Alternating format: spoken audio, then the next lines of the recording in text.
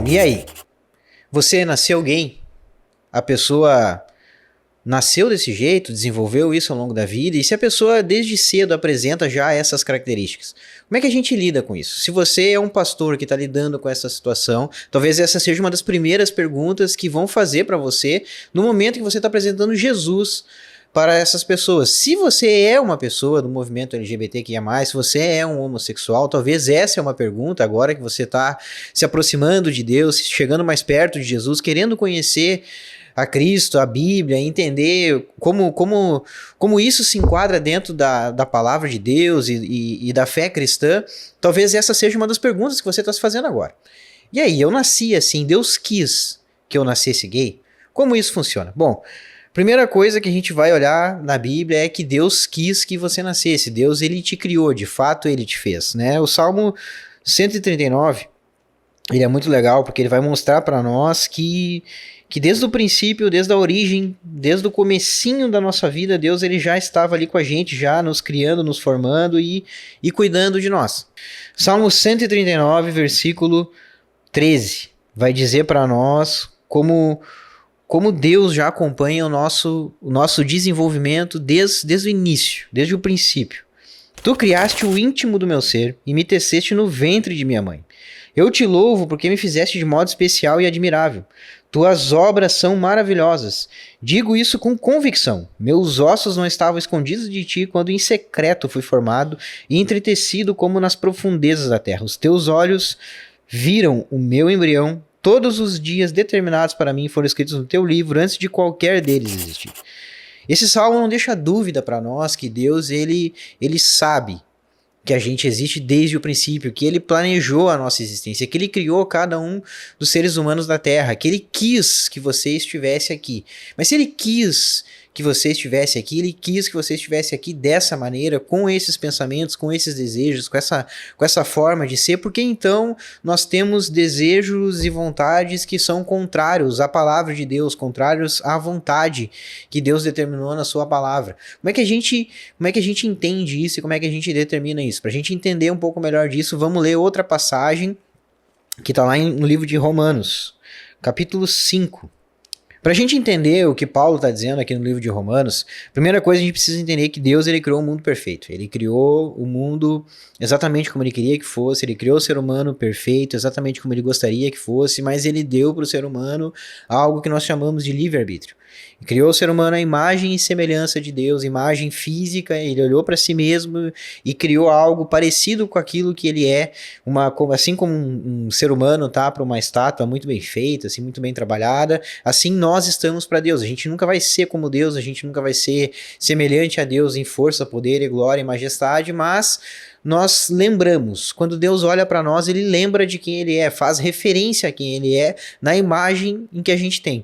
Da mesma forma, na parte moral, moralmente Deus criou a gente parecido com ele.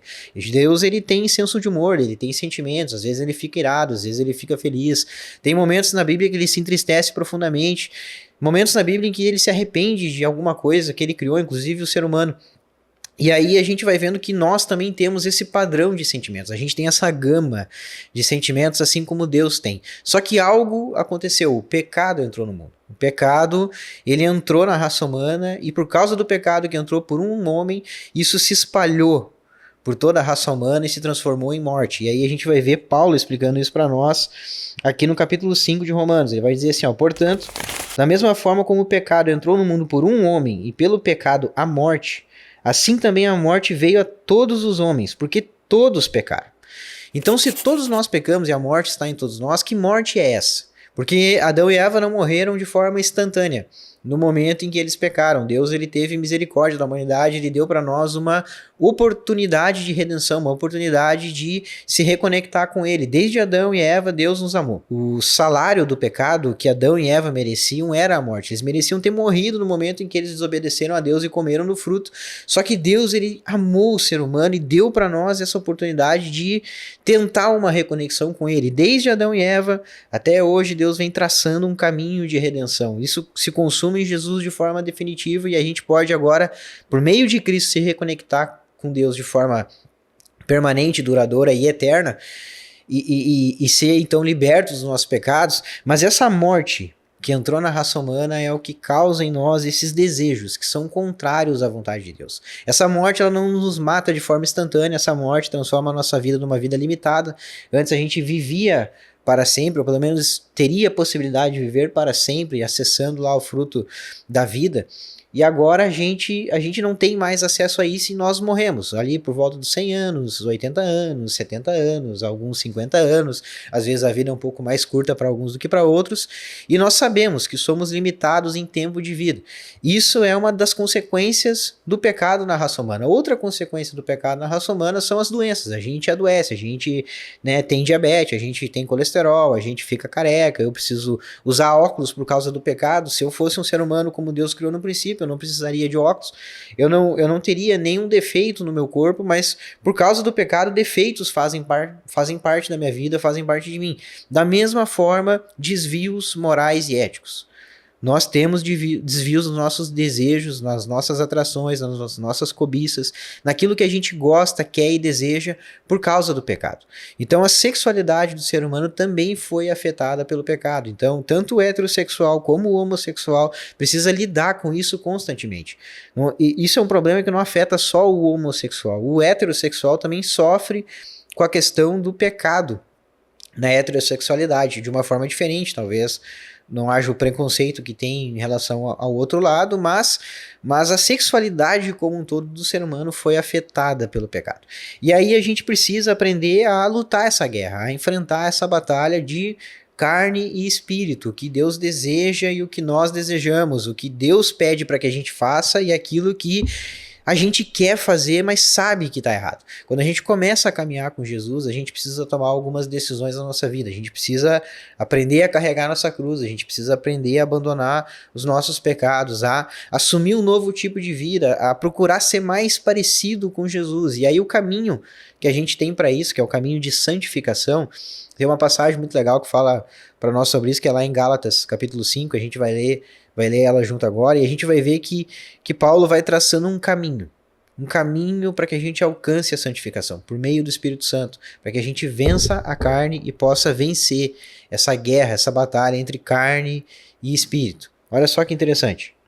Gálatas capítulo 5, do versículo 16 até o 22, a gente vai ler essa passagem, a gente vai ver algumas coisas, até o 23, a gente vai ver algumas coisas que são interessantes para que a gente possa começar a entender como é que a gente muda agora de uma vida guiada pelos nossos sentimentos, pelos nossos desejos, pela vontade da carne, para viver agora uma vida guiada pelo Espírito.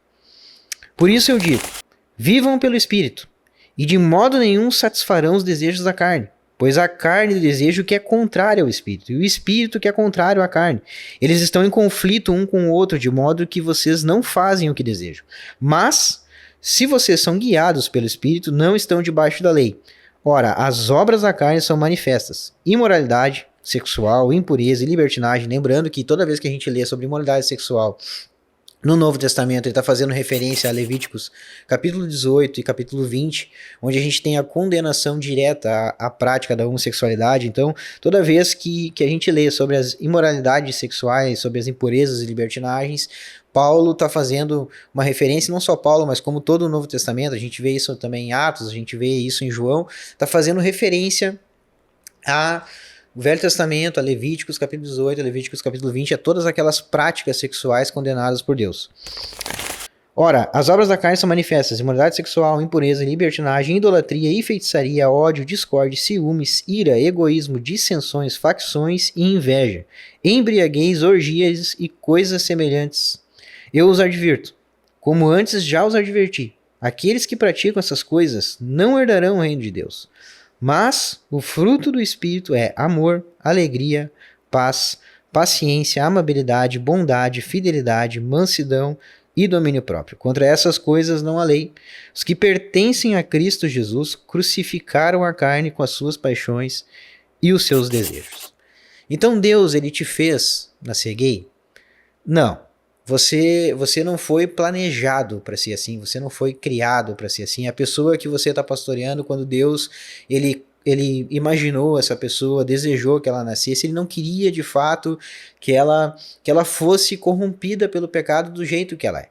Assim como todos nós, em alguma instância, em alguma medida, ou de alguma forma, somos estamos corruptos pelo pecado, estamos atingidos, estamos manchados pelo pecado e precisamos lutar contra esses desejos. Então a Bíblia deixa bem claro que Deus sim, ele criou cada ser humano que existe, que Deus sim desejou que cada ser humano que existe viesse à existência. A Bíblia deixa bem claro que o pecado é quem causa todas essas distorções daquilo que é a vontade de Deus. Então a gente tem aqui na Bíblia o que é a vontade de Deus, o que é o plano dele, o que é o desejo dele, o que ele gostaria que a gente vivesse, fosse e fizesse. E a gente deseja viver, fazer e experimentar coisas que são diferentes daquilo que Deus pede para nós. Porque o pecado está em nós, o pecado está no mundo e nós precisamos lutar constantemente com isso. Então, se você é homossexual e você tem desejo, tem atração por pessoas do mesmo sexo, isso não é o fim do mundo, não acabou tudo, não precisa agora desistir da sua fé, desistir da caminhada cristã, você não precisa abandonar tudo, você precisa aprender a lidar com os seus desejos, a fortalecer o seu espírito, como Gálatas 5 fala para nós, a trabalhar os frutos do espírito e deixar de lado as obras da carne, assim como todas as pessoas que caminham com Jesus precisam fazer. A gente precisa desmistificar essa coisa de transformar um pecado em maior do que o outro. Nessa lista de pecados, a gente tem pecados que muitas vezes são tratados de maneira banal dentro da igreja, como por exemplo a ira. A ira é, não, o cara ficou brabinho ali, aquele cara às vezes ele fica meio estressado mesmo e tá tudo bem, mas quando uma pessoa tem um pecado de cunho sexual, a gente trata isso de uma maneira diferente, com um peso diferente. Mas a Bíblia está deixando claro que tanto o irado como o imoral sexualmente, os dois não herdarão o reino dos céus.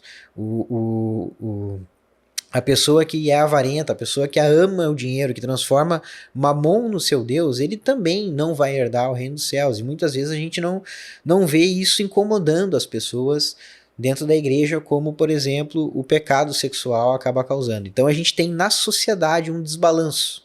Isso acaba entrando para dentro da igreja, mas a gente, como pastores, como líderes da igreja, a gente precisa clarear isso para as pessoas e mostrar para elas que não existe esse desbalanço. Não existe essa balança diferente para os tipos de pecado, mas que eles estão todos numa mesma prateleira, com o mesmo peso, o mesmo nível, e que nós precisamos amar o pecador, receber o pecador e ensinar ele a abandonar as obras da carne e trabalhar os frutos do Espírito na vida para poder ter uma vida que agrada a Deus, uma vida que herda o reino dos céus, uma vida que conecta com o Salvador de forma eterna e permanente. Então, você que é homossexual, cara, não desiste.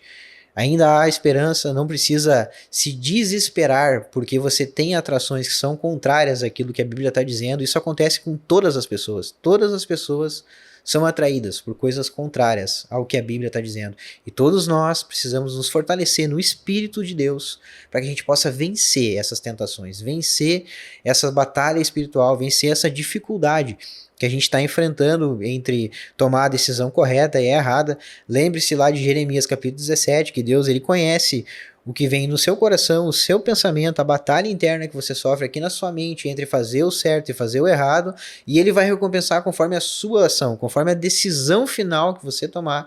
É aí que vem a recompensa de Deus.